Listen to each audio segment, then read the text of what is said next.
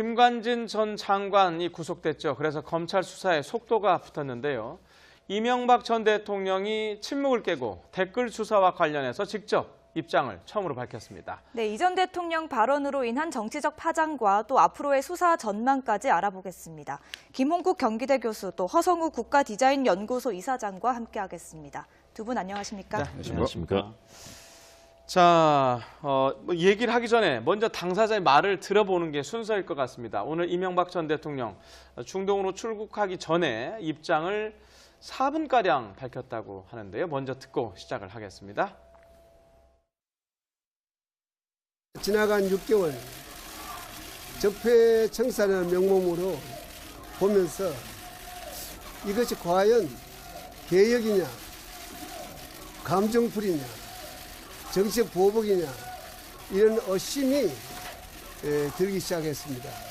긍정적인 측면이 부정적인 측면보다도 훨씬 크다는 것을 우리가 알아야 합니다. 부정적인 측면은 개혁해 나가되 긍정적인 측면은 이어나가야 합니다. 군의 조직이나 정보기관의 조직이 무차별적이고 불공정하게 다루어지는 것은 우리 안보를 더욱 위태롭게 만든다, 저는 이렇게 생각하고 있습니다. 네, 오랜만에 듣는 이명박 전 대통령의 직접 육성이었는데요. 주요한 말이 이거 같아요. 이것이 과연 개혁이냐, 감정풀이냐, 정치적 보복이냐. 이렇게 얘기했는데, 자, 어떻게 들으셨습니까? 일단 이명박 전 대통령 얘기는 개혁이 아니다. 그리고 사실상 정치 보복이다. 감정풀이나 정치 보복으로 일하는 그런 프레임으로 보는 것 아니겠습니까? 저는 지금이 정말로 중대한 시기라고 봅니다. 그동안에 우리 국가기관, 군이라든가 또는 국정원, 정말 국가의 안보를 위해서 노력해야 될 정보기관과 군을 정치적으로 악용하고요. 또 댓글을 달면서 현실 정치에 개입하고 여러 가지 고발 사건이 있지 않습니까? 박원순 시장이라든가 김미화 씨라든가 그런 블랙리스트를 만들고 또 실제 정치에 개입했던, 그리고 방송사를 장악하려고 했다는 여러 가지 그런 상황에 대해서 저는 이명박 전 대통령의 발언이 최소한도 도의적인 책임을 느껴야 된다. 왜냐하면 당시 상황에 대해서 최종 결정자이고 책임자거든요. 대통령이라는 직책은. 그렇다면 본인의 재임 당시에 일어났던 이런 불법적인 행태들에 대해서 최소한도 도의적으로 국민들께 저는 죄송하다는 말씀을 드리는 것이 먼저야 되지 않나. 이것을 정치보복이라는 흐름으로 가면서 실제로 저질렀던 군과 정보기관의 이런 범죄들에 대해서 전혀 거기에 대해서는 해명하지 않았습니다. 어떤 사실에 대해서 하지 않은 채 본인은 이것을 정치보복으로 보고 있다고 얘기를 했는데요.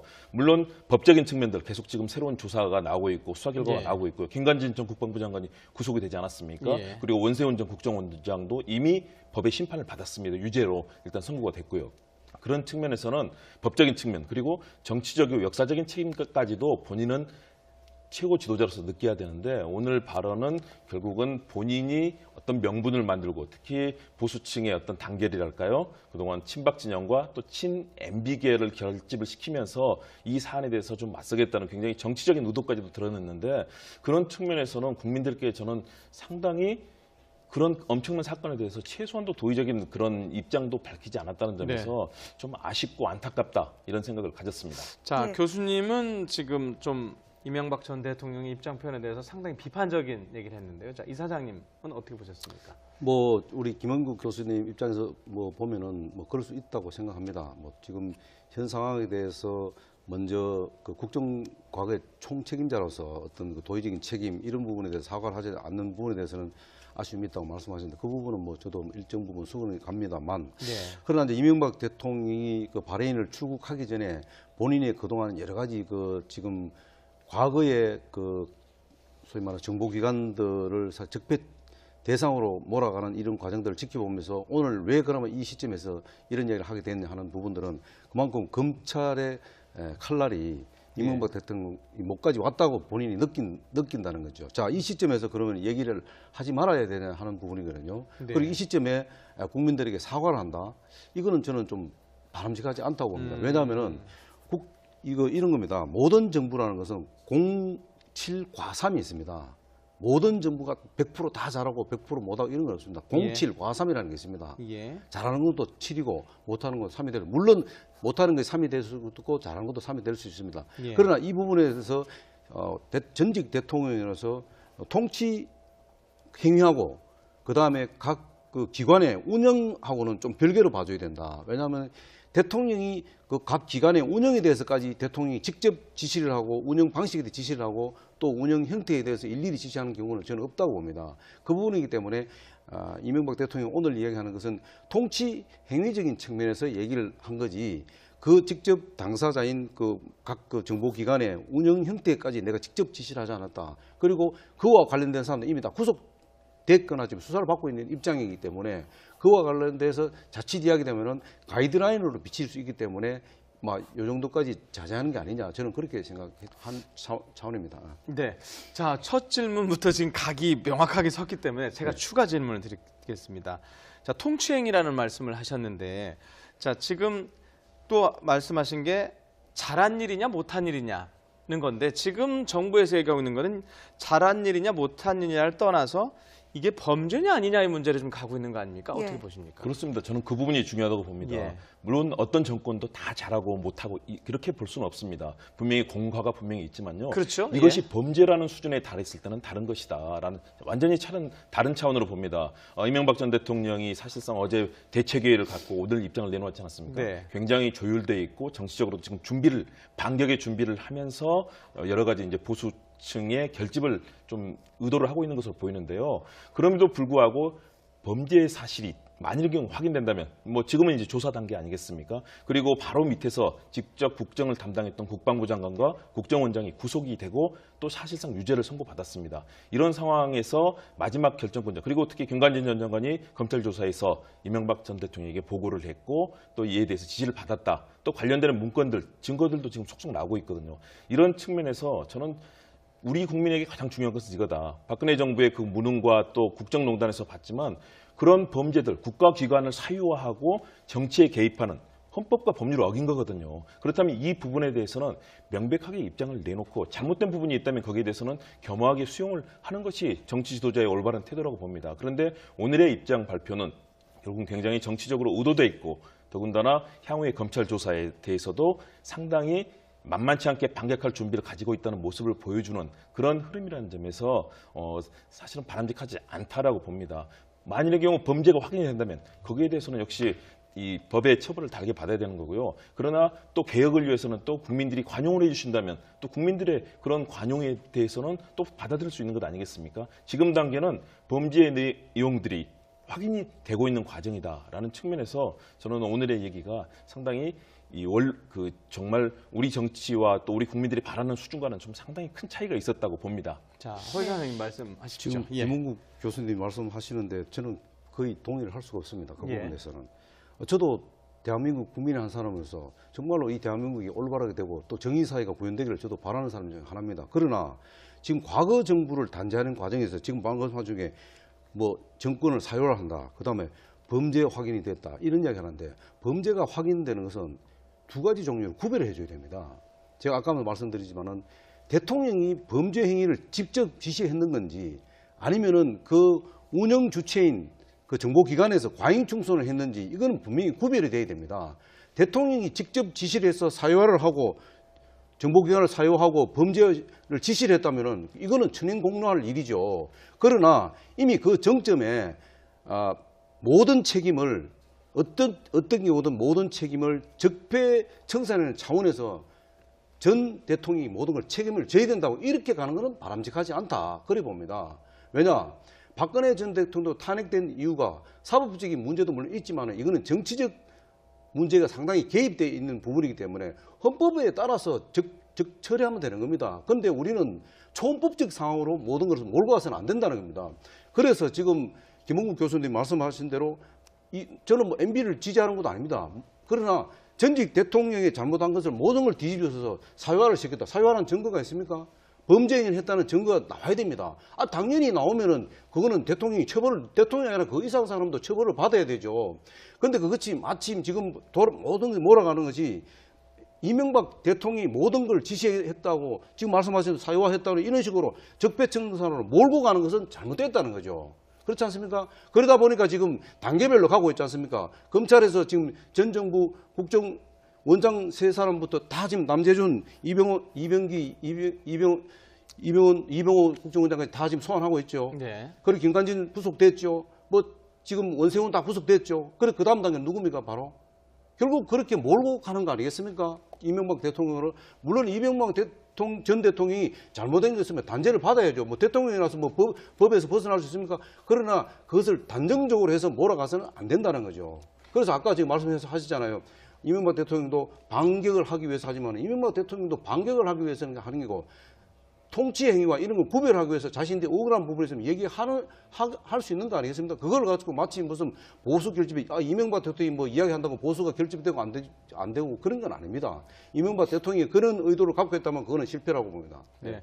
그 부분은 이제 검찰 수사가 진행되고 있으니까 그렇죠. 그 진행 과정에 따라서 상황에 따라서 달라질 수 있죠. 뭐 저희가 뭐 보도 같은 데 나오는 거 보면 뭐 아까 말한 대로 다음 수사 단계가 이명박 전 대통령 아니냐 한 건데 갈 수도 있고 혐의가 없으면 안 갈 수도 있고 그런 거지 않습니까? 그렇죠. 그거는 범죄 상황에 따라 수사 상황에 따라서. 그렇죠? 지금 흐르는 거 보면은 거의 예. 지금 이명박 대통령한테 갈 수밖에 없는 상황으로 네, 가고 있어요. 그렇게 느끼신다는 거고요. 사실은 몰이를 한다라고 하셨지만 이제 검찰이라든가 출입해본 그 기자들은 다 압니다. 저도 뭐 그런 경험들을 갖고 있지만 수사의 단계 아니겠습니까? 당연히 여러 가지 범죄 증거들이 나왔고 관련자들이 지금 지시를 한 단계부터 맨 밑에 실행을 한 단계. 그래서 국정원의 여러 요원들이라든가 또는 전 원장 그리고 사이버사의 여러 요원들이 지금 구속이 되고 그 이후에 단계를 밟아서 장관까지 갔고요.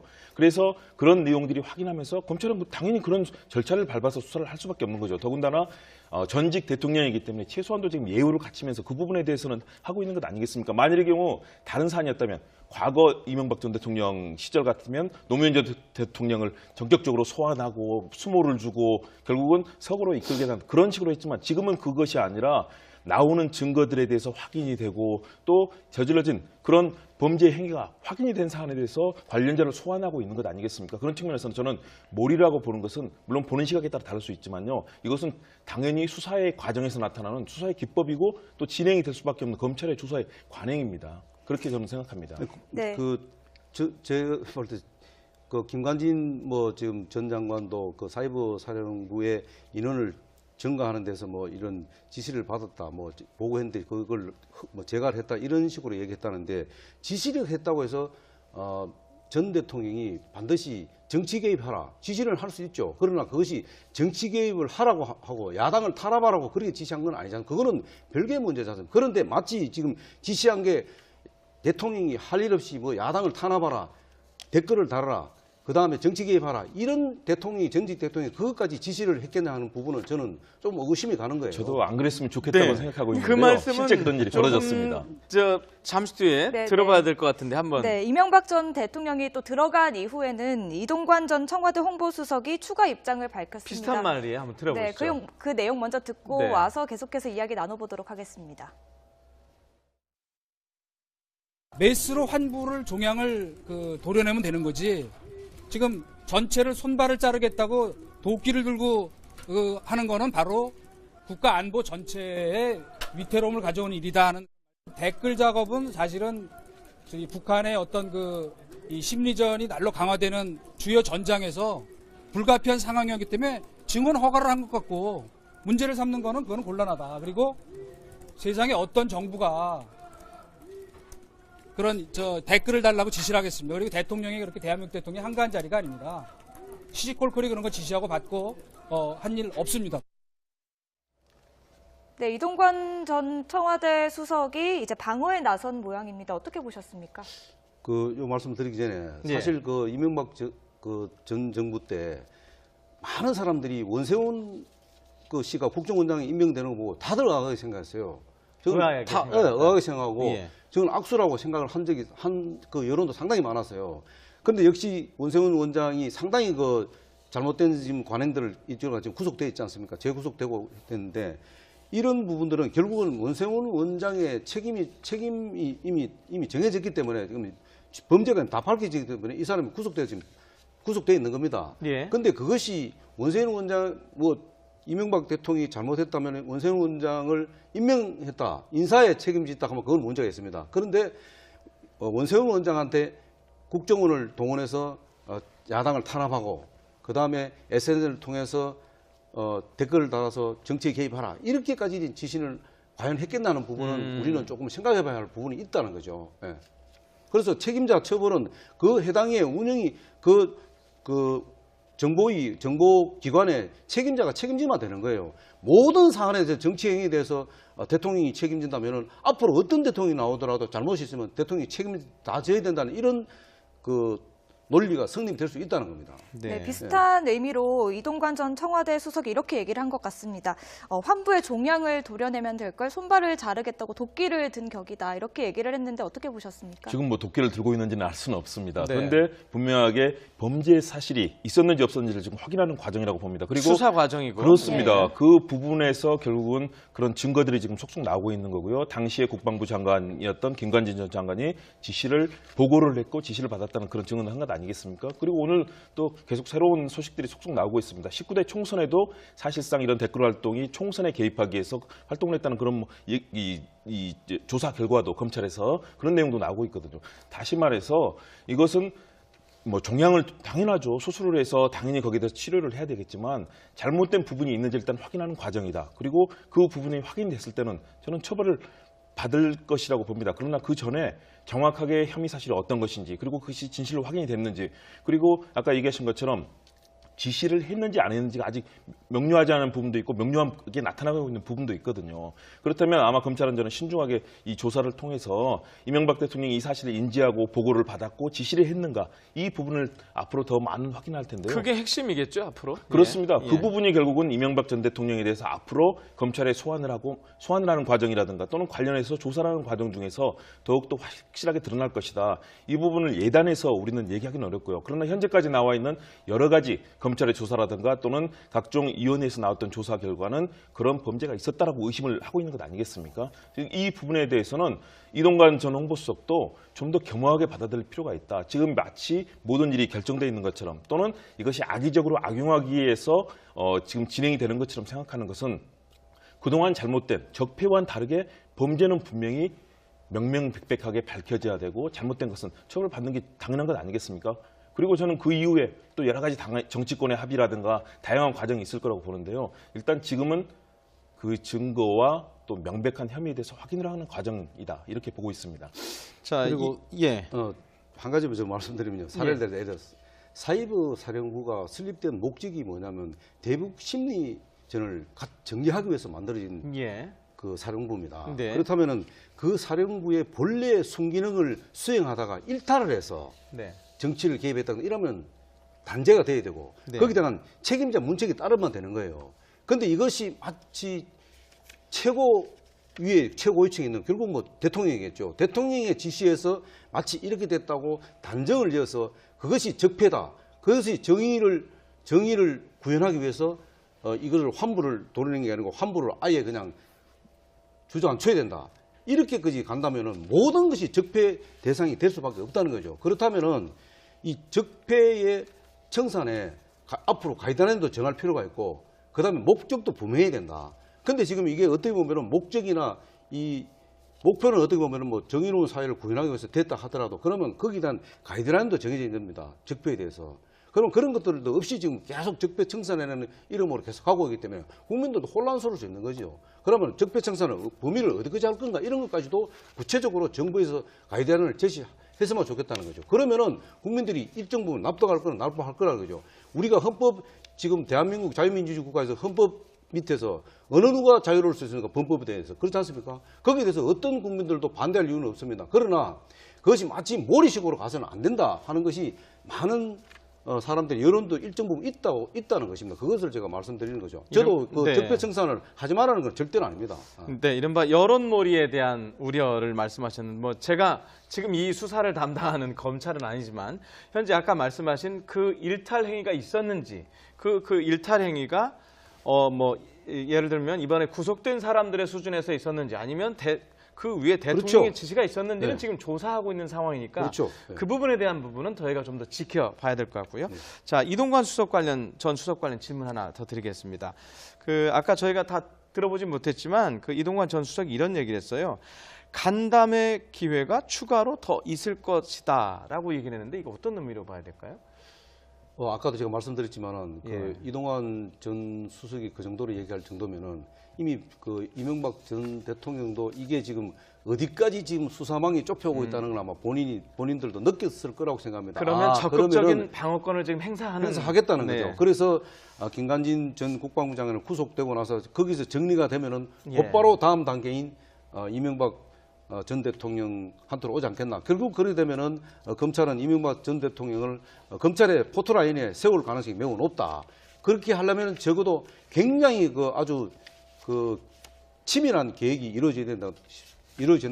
된다고 봅니다. 왜냐하면은 박근혜 전 대통령의 수사 과정에서도 여러 가지 지금 그 앞뒤가 선호가 안 맞는 이런 과정들을 노출시킨 범위가 있기 때문에 이번에는 이명박 대통령은 그렇게 쉽게 그러니까 피의자로 전환시키기 위한 것은 굉장히 준비가 철저해야 되는데 그런 철저한 과정들이 정리가 되면은 곧바로 아마 검찰은 이명박 전 대통령을 검찰의 포토라인으로 세울 가능성이 매우 높다고 저는 봅니다. 그걸 네. 또 이동관 전 수석은 아마 그걸 감지하지 않았나 이렇게 생각합니다. 예. 네, 그런가 하면 또 이명박 전 대통령에 대한 출국 금지 국민청원이 접수되기도 했습니다. 오늘 입장 발표 이후에 앞으로의 여론은 어떻게 흘러갈 거라고 보십니까? 일단은 이명박 전 대통령과 오늘 이동관 전 홍보수석이 얘기했던 흐름을 본다면 두 가지로 볼 수가 있습니다. 첫 번째는 이것은 정치 보복이다. 예. 이건 수사의 과정에서 거의 몰이식으로 정치 보복을 하고 있다는 그런 하나의 프레임이 있고요. 예. 또 하나는 북한 관련 얘기를 하고 있습니다. 당시에 북한에 대한 심리전에서 불가피한 상황이다.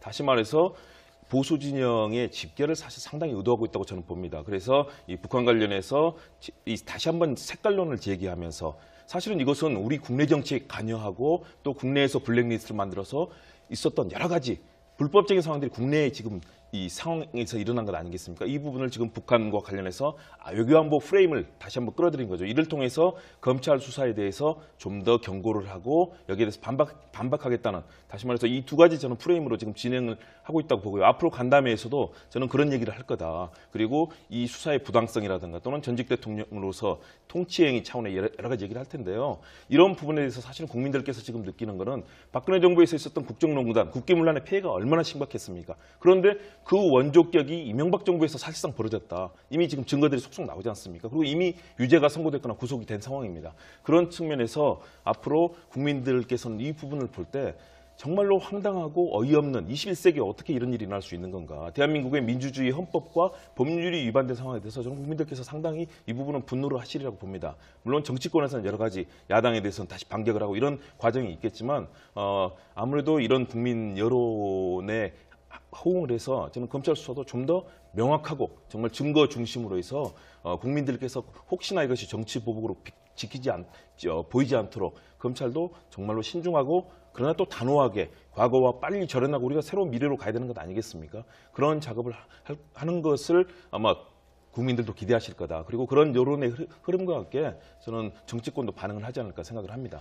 예. 자, 저는 오늘 그 이명박 전 대통령과 이동관 전 홍보수석이 얘기를 하고 난 다음에 뭐 각 당의 반응도 있고요. 뭐 각 국민 개개인의 생각도 있을 건데 제가 유심히 본 부분은 청와대 반응이었습니다. 있을까 없을까 생각했는데 반응이 있었거든요. 자, 저희 한번 보여주시죠. 박수현 대변인 이렇게 얘기를 했습니다. 적폐청산은 불공정 특권 구조 자체를 바꾸자는 것이다. 이렇게 출입기자단에게 이렇게 문자를 보냈는데요. 자, 청와대 반응 어떻게 보셨습니까? 뭐 그 이상도 그 이하도 아닌 것 같습니다. 네. 그냥 그 적폐청산에 대한 정의를 그냥 원론적인 얘기다. 원론적인 정의를 내린 겁니다. 그렇기 예. 때문에 이제 저기서 이제 분명한 이야기는 이제 불공정을 한 것을 바로잡겠다 이야기인데 우리 사회에 불공정한 게 한두 가지가 아닙니다. 정치권만 있는 건 아니지 않습니까? 전 정권도 틀으면 다 불공정 나오는 거. 우리 사회 곳곳에서 다 불공정이 존재하는데 앞으로 이 불공정 상황을 어디까지 언제까지 또 범위를 어디까지를 할 것인지 그거는 굉장히 우리도 좀 사실 궁금하거든요. 그래서 이번에 이제 전직 대통령 적폐청산 이루어지고 나면은 그 다음에 적폐청산은 어디로 갈 건지 이게 경제로 갈 건지 문화계로 갈 건지 이것은 좀 더 지켜봐야 할 부분이고요. 다만 이제 아까 그 청와대에서 더 이상 이렇게 원론적인 얘기 할 수밖에 없는 것은 네. 지금 검찰에서 수사를 하고 있기 때문에 예. 굳이 뭐 청와대에서 나서서 감나라 팜나라 할 상황은 아닌 것 같아요. 다만 지금은 이제 그 출국 금지 청원에 대해서 네. 지금 여론을 지금 좀 더 지켜보는 상황이다. 그 부분도 굉장히 청와대 입장에서는 지켜볼 사항이다. 그리고 지금 문재인 대통령의 지지율이 80%까지 고공을 하고 있는 이 상황에서 이것이 앞으로 그 대통령 지지율과 맞물려 갖고 이 적폐청산의 드라이브를 어디까지 걸어야 될지 이 부분도 사실은 간해보면 하나의 좀 이렇게 지금은 타이밍을 조절하는 입장이 아니겠냐 저는 그렇게 봅니다. 그렇기 때문에 원론적인 입장에서 대응하는 수밖에 없지 않겠나 그렇게 봅니다. 네, 청와대의 입장을 한번 살펴봤는데요. 그렇다면 각 당의 반응도 한번 살펴보도록 하겠습니다. 저희가 그래픽으로 준비한 게 있는데요. 한번 보여주시죠. 예. 예, 먼저 이 민주당에서는 댓글 조작의 몸통이 이명박 전 대통령이다. 정치 보복을 운운하는 건 실망스럽다. 이렇게 발표를 했고요. 또 국민의당은 이명박 전 대통령의 발언이 적반하장이다. 재임 기간 책임질 일은 책임져야 한다. 이렇게 얘기를 했고요. 또 자유한국당에서는 초법적인 정치 보복을 중단해야 한다. 이렇게 하면서도 또 자유한국당과 바른정당에서는 공식 논평을 좀 자제하는 분위기였습니다. 어떻게 보셨습니까? 역시 여야와 각 당의 입장이 선명하게 드러났죠. 예. 네. 더불어민주당에서는 아무래도 문재인 대통령과 함께하는 집권 여당이기 때문에 이 부분에 대해서 그동안 잘못된 관행들을 바꿔야 되는, 다시 말해서 적폐 청산이 중요하다는 것 아니겠습니까? 그런 측면에서 힘을 실어줬다고 보고요. 야당의 입장에서는 또 국민의당도 한 목소리입니다. 국민의당은 상당히 중간에 캐스팅 보트 역할을 하면서도 오늘은 그런 정치보복을 얘기하면서 사실상 자신의 책임을 회피하는 것은 뻔뻔하다, 이런 입장을 내놓았습니다. 사실상 궤를 같이 하고 있는 것으로 보이고요. 반면에 자유한국당에서는 역시 정치보복 프레임으로 같이 얘기를 했습니다. 그렇기 때문에 저는 지금 청와대가 굉장히 신중한 반응을 내놓았다. 자칫하면 이것이 검찰의 수사가 자칫하면 정치적 공방화되면서 그 순수성에 대해서 의심을 받을 수 있기 때문에 이 사안은 정말로 전직 대통령에 대해서 최대한 예우는 갖추되, 그러나 잘못된 범죄에 대해서는 단죄하는 그런 방식으로 가는 것이 옳다는 거고요. 이것이 자칫하면 정치적 공방화가 돼서 그 검찰 조사가 여러 가지 논란을 불러일으키는 것을 막기 위해서 청와대는 원론적인 입장을 내놓았다. 반면 여야 각 당은 역시 현재 처해 있는 각 정당의 현재 이념과 또 국민들의 그런 신뢰에 기반해서 각자의 얘기를 하고 있고요. 특히 자유한국당 입장에서는 친박 진영까지 몰락했는데 친 MB 진영까지 공격을 받게 됐을 경우 이제 상당한 더 큰 위기를 맞을 수밖에 없기 때문에 이에 대해서 이명박 전 대통령을 적극적으로 좀 보호하는 그런 차원의 입장을 내놓았다고 보여집니다. 예. 자, 이명박 전 대통령 지금 오늘 발언 얘기 계속 이어가야 될 것 같은데요. 자, 지금 이명박 전 대통령과 관련해서 지금 앞으로 뭐 조사나 수사가 진행이 된다면 어떤 것이다라는 게 보면 이른바 공영방송 장악 시도 의혹 사건이 있고 블랙리스트가 있죠. 그리고 또 뭐 지금 뭐 여러 가지 말도 있지만 뭐 다스 관련 의혹까지 이렇게 지금 다양하지 않습니까? 이 지금 수사가 앞으로 아까 말씀하신 대로 이사장님 말씀대로 이 세 가지를 통해서 소환 조사가 직접적으로 이루어질 것으로 지금 예상을 하고 계신 건가요? 그렇죠. 저는 소환 조사까지 갈 가능성이 높다고 봅니다. 네. 왜냐하면 현재 말씀해 주셨던 여러 가지 이 블랙리스트 문건 관련해서 박원순 서울시장의 경우는 이미 관련해서 고발을 했고 이 피고발인 조사까지도 지금 마쳐진 상황이거든요. 고발인을 대표해서 유경기 부시장이 이미 조사를 마쳤고요. 또 블랙리스트 관련해서도 이미 9월에 고소가 돼서 진행이 되고 있습니다. 그리고 BBK 투자 관련 이 피해 관련해서도요. 이미 피의자들이 이에 대해서 고발을 했고 관련자들에 대한 조사가 지금 진행이 되고 있지 않습니까? 네. 그렇다면 그 규모가 사실은 이 국정원의 사안, 또 사이버사 군의 문제, 그리고 블랙리스트 작성의 문제, 또 다스와 BBK 문제까지 정말로 광범위하거든요. 그 문제에서 현재 여러 가지 직접적인 지시를 받았다고 하는 증언까지 직접 진술까지 나와 있는 상황이기 때문에 사실상 조사와 소환은 불가피하다. 물론 그 이후에 그 내용이 얼마나 확인이 돼서 검찰 조사가 결국은 그 이후 과정까지 이어질지는 아직은 예단하기는 어렵습니다. 네. 그러나 현재 나와 있는 엄청난 이런 사안의 폭발성, 그리고 여러 가지 있었던 헌법과 법률을 위반한 사안에 대한 이미 고발인과 피고발인 조사까지도 상당 부분 진행이 됐기 때문에 저는 소환까지는 불가피하지 않나 이렇게 판단합니다. 네, 이어서 이명박 전 대통령 소환 또 나아가서 구속 가능성까지 어떻게 보십니까? 글쎄요, 제가 검찰이 아니기 때문에 알 수는 없습니다만 상식적으로 여러 가지 지금 정황상으로 보면은 상권력이 죽은 권력을 손을 댈 때는 다른 데 이유가 있을 겁니다. 어디까지 갈 거라는 정도는 이미 상권력은 지금 알고 있습니다.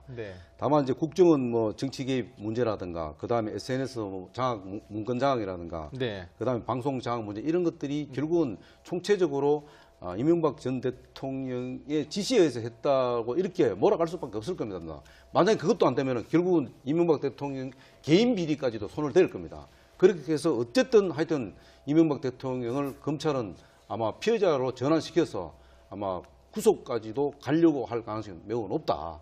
그렇기 때문에 이번 사안에 대해서는 청와대에서는 가능하면은 그 침묵을 지키는 상황으로 갈 수밖에 없는 상황이다. 왜냐하면 이것이 자칫 가이드라인으로 검찰의 가이드라인으로 비치게 되면은 또 여론의 역풍도 맞을 수도 있거든요. 아까 말씀하신 대로 이명박 대통령이 지금 오늘 한 발언이 보수 결집을 위해서 하는 건 아니지만 이게 결국 역풍 맞으면은 보수 결집으로 갈 수도 가능성은 충분히 저는 있다고 봅니다. 그러나 그것까지 염두에 두고 한 건 아니지만 그럴 가능성이 항상 열려 있습니다. 왜냐하면 국민 여론이라는 건 어디로 사실 튈지 알 수가 없거든요. 과하다 싶으면은 항상 약자로 돌아서는 게 국민 여론이에요. 그렇기 때문에 지금 앞으로 중요한 것은 산 권력이 얼마만큼 칼을 얼마나 휘두를 건지 하는 거예요. 저는 그것이 굉장히 관심이 있다고 봅니다. 네. 아까 이야기하셨지만 저희가 검찰이 아니기 때문에 앞으로 지켜봐야겠습니다. 이명박 전 대통령 발언으로 인한 정치적 파장과 또 앞으로의 수사 전망까지 알아봤습니다. 김홍국 경기대 교수 또 허성우 국가디자인연구소 이사장 두 분과 함께했습니다. 두 분 말씀 잘 들었습니다. 고맙습니다. 정말 국가의 안보를 위해서 노력해야 될 정보기관과 군을 정치적으로 악용하고요. 또 뭐 댓글을 달면서 현실 정치에 개입하고 뭐 여러 가지 고발 사건이 있지 않습니까? 예. 박원순 시장이라든가 뭐 김미화 씨라든가 그런 블랙리스트를 만들고 또 이런 실제 정치에 개입했던 그리고 뭐 방송사를 뭐 장악하려고 했다는 여러 가지 그런 상황에 대해서 저는 이명박 전 대통령의 발언이 최소한도 도의적인 책임을 느껴야 된다. 왜냐하면 당시 상황에 대해서 최종 결정자이고 책임자거든요. 대통령이라는 직책은. 그렇다면 본인의 재임 당시에 일어났던 이런 불법적인 행태들에 대해서 최소한도 도의적으로 국민들께 저는 죄송하다는 말씀을 드리는 것이 먼저야 되지 않나. 이것을 정치보복이라는 흐름으로 가면서 실제로 저질렀던 군과 정보기관의 이런 범죄들에 대해서 전혀 거기에 대해서는 해명하지 않았습니다. 어떤 사실에 대해서 하지 않은 채 본인은 이것을 정치 보복으로 보고 있다고 얘기를 했는데요.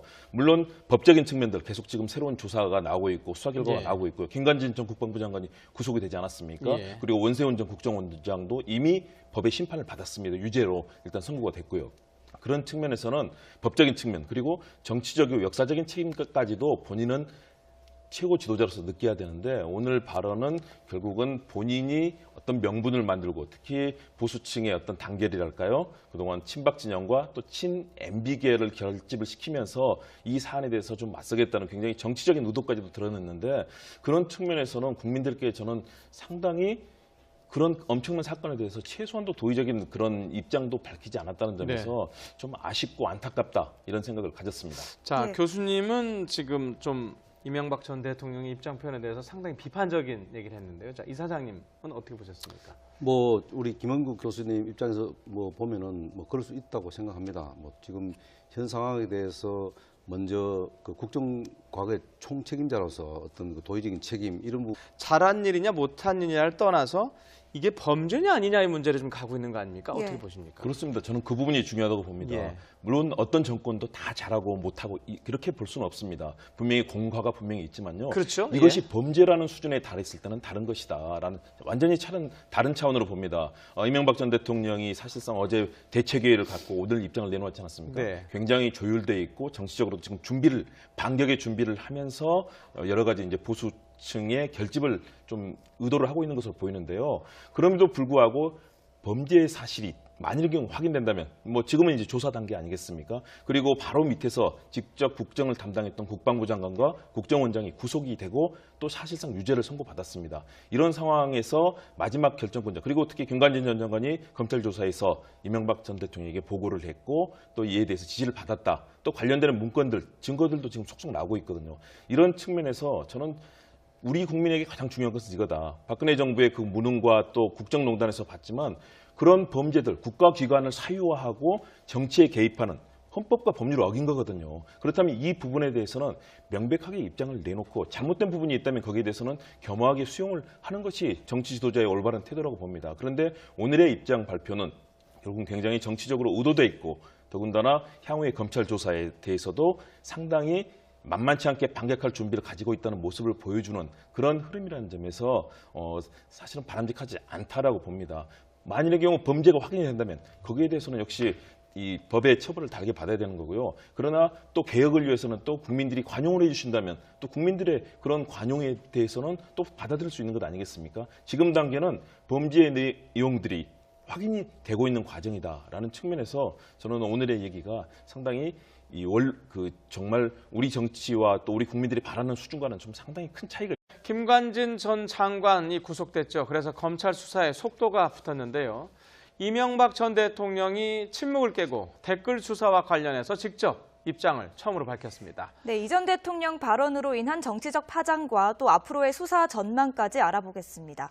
김홍국 경기대 교수 또 허성우 국가디자인연구소 이사장과 함께하겠습니다. 두 분 안녕하십니까? 네, 안녕하십니까?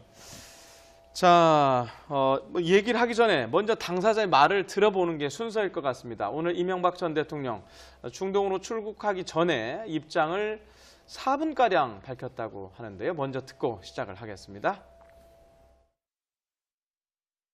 지나간 6개월 적폐청산의 명목으로 보면서 이것이 과연 개혁이냐, 감정풀이냐, 정치적 보복이냐 이런 의심이 들기 시작했습니다.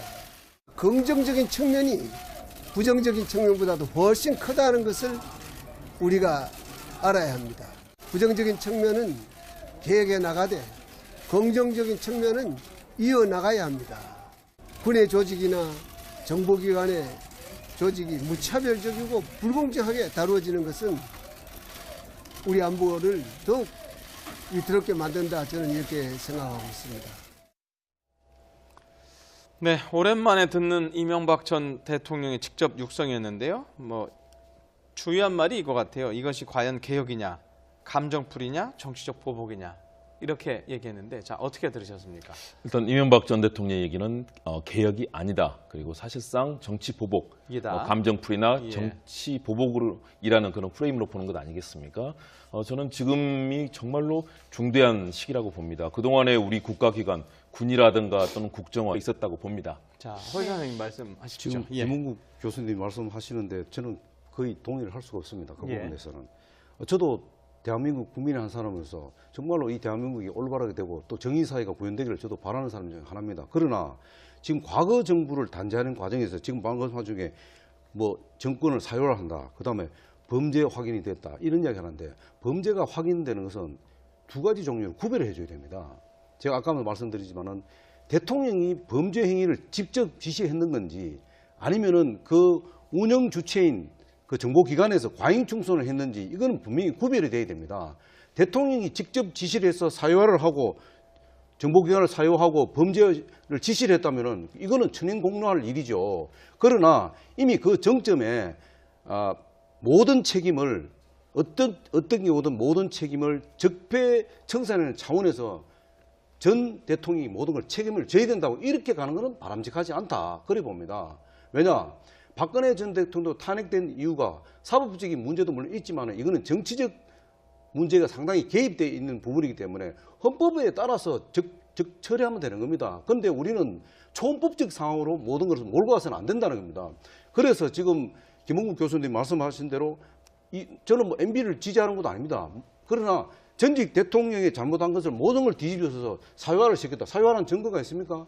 범죄 행위를 했다는 증거가 나와야 됩니다. 당연히 나오면은 그거는 대통령이 대통령이 아니라 그 이상 사람도 처벌을 받아야 되죠. 그런데 그것이 마침 지금 모든 게 몰아가는 것이 이명박 대통령이 모든 걸 지시했다고 지금 말씀하신 사유화했다고 이런 식으로 적폐청산으로 몰고 가는 것은 잘못됐다는 거죠.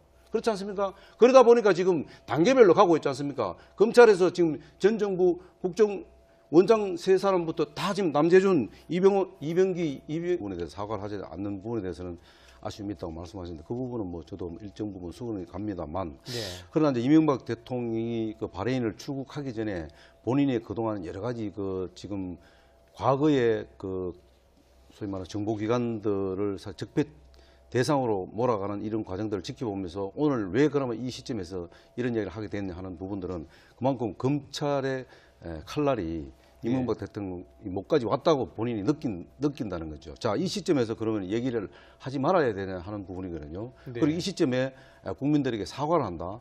이거는 저는 좀 바람직하지 않다고 봅니다. 왜냐하면은 이런 겁니다. 모든 정부라는 것은 07과삼이 있습니다.